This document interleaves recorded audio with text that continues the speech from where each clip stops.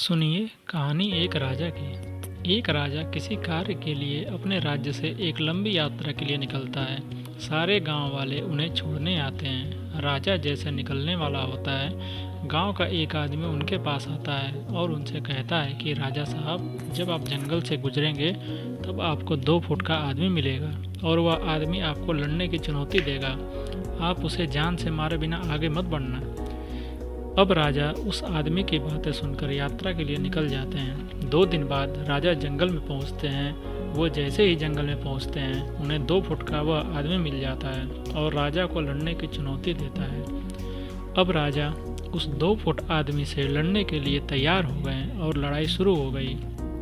थोड़ी ही देर में लड़ाई खत्म हुई और राजा जीत गया। लेकिन जब उसको जान से मारने की बारी आई तो राजा ने सोचा, इस 2 फुट के आदमी को मारने में कैसी महानता। राजा उस 2 फुट आदमी को जिंदा छोड़कर आगे बढ़ गया।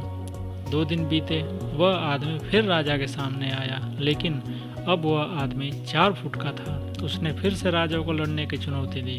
राजा ने चुनौती स्वीकार की। लड़ाई खत्म हुई और राजा फिर जीत गया। लेकिन इस बार भी राजा ने उसे यह कहकर छोड़ दिया कि इस आदमी को जान से मारने में कैसी महानता।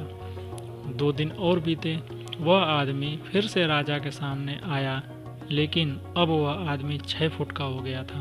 उसने फिर से राजा को लड़ने की चुनौती दी। फिर लड़ाई शुरू हुई।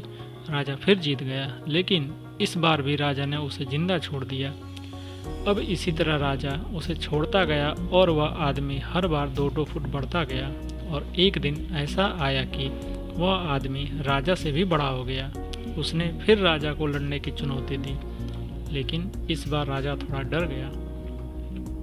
लेकिन राजा ने फिर भी चुनौती स्वीकार की और लड़ाई शुरू हुई। लेकिन इस बार राजा बहुत जख्मी हुआ। राजा का एक हाथ टूट गया, लेकिन राजा ने फिर भी उस आदमी को जैसे तैसे करके हरा दिया। लेकिन इस बार उसने इस आदमी को जिंदा नहीं छोड़ा, उसे जान से मार दिया।